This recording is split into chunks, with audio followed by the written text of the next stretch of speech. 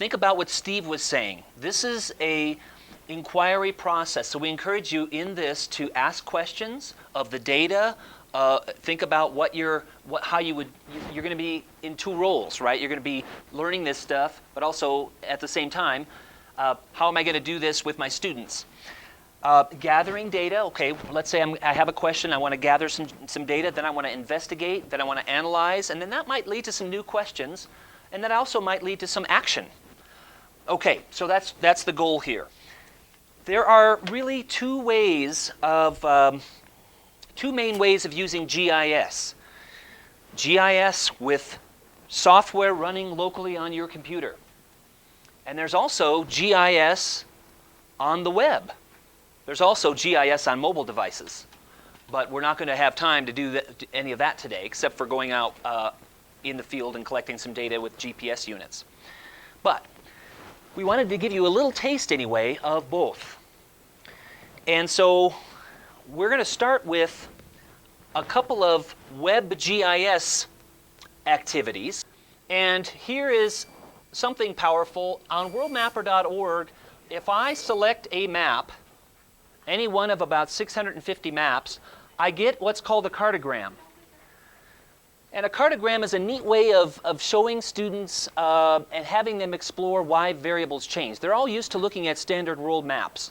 But a cartogram, as you can see and as you may be familiar with, inflates the size and shape of an area, in this case countries, by the variable that it's mapping. So in this case, why is India and China so inflated? Well, because this is a map of total population. So on worldmapper.org, I just want you to go to the A to Z map index, pick a variable that is of interest to you, and then ask the students, why are these patterns the way they are? Why are high-tech exports? Why is Singapore and Malaysia so high and Japan? Well, hey, take out your cell phone, like Jesse was talking about. Where was that cell phone made? Oh, it was made in Singapore. Oh, okay. So maybe get some idea of why they operate the way they are. So that's worldmapper.org.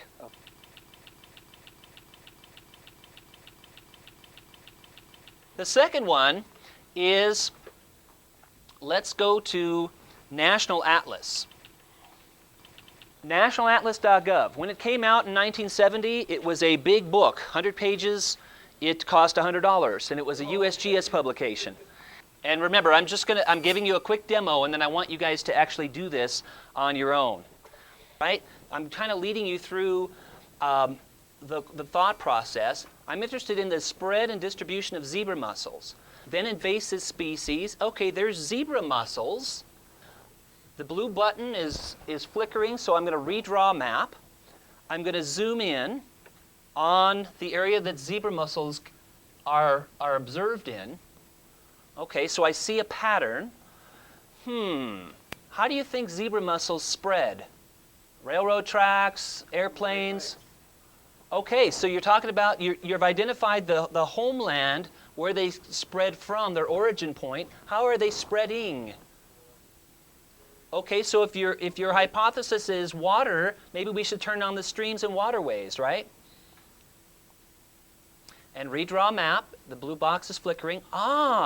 Okay, so in 5 seconds, I've got a pretty powerful customized map that I can use to investigate not just zebra mussels, but what about Colorado? Oh, I'm interested in, one found in, looks like Pueblo Reservoir, right about there.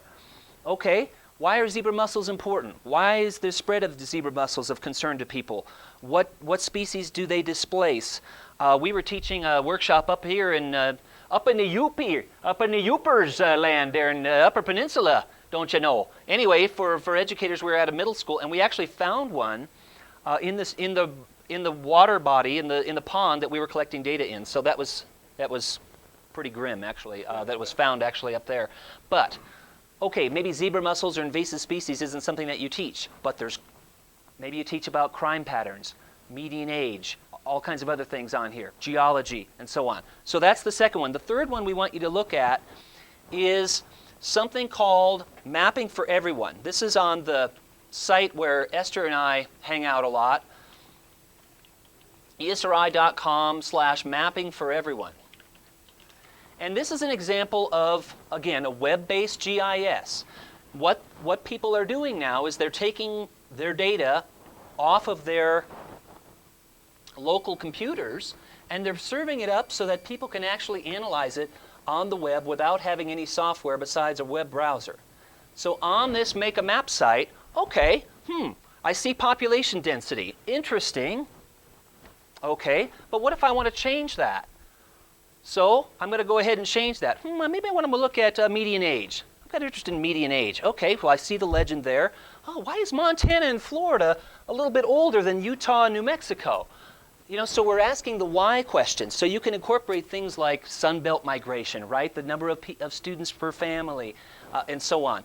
But threaded throughout the day is going to be a discussion on scale. So let's say I zoom in on a certain area and I see that Kansas has a certain median age, but it's definitely not distributed the same way throughout Kansas or Colorado or anywhere else, right? Why would you think that Lawrence and Manhattan have a younger median age than the rest of Kansas? Awesome, college towns. So that lowers the median age, right? Not that all college students are young necessarily, but it tends to lower the median age. Rock Chalk, Jayhawks, and the Wildcats, right? So that's what we want you to look at with this Mapping for Everyone tool, is take a look at different variables. I'm going to go ahead and go over here to Southwest Colorado, and then maybe I want to change that. Maybe I want to look at, okay, how about the population change? Okay, so we know that Archuleta County has rapidly grown over the years, right? How does that impact students' lives? Have they seen new housing developments? When I was looking at the ground photos from Google Street Map over here preparing some of the things that we'll do this afternoon, I looked at some of the intersections and I noticed driving in yesterday, those intersections have totally changed. They're not vacant lots anymore. There's actually houses on many of those intersections. So, but that's not the same way, not the same situation everywhere in Colorado. Even though Colorado on the whole is a fast-growing state, if you go over here to Bent County, Kiowa County, Cheyenne County, etc., why are these counties actually decreasing in population?